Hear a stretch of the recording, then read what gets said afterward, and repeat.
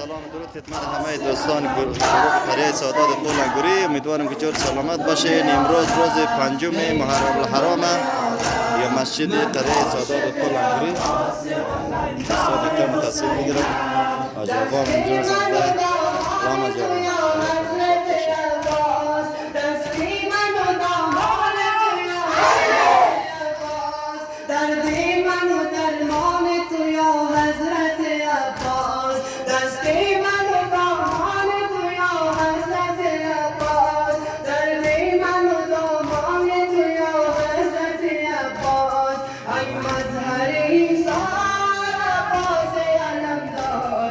لشکر و سردار عباس علمدار ای مردم عالم ای مردم عالم عاشق عباس علمدار حسینم ای مردم عالم ای مردم عالم عاشق عباس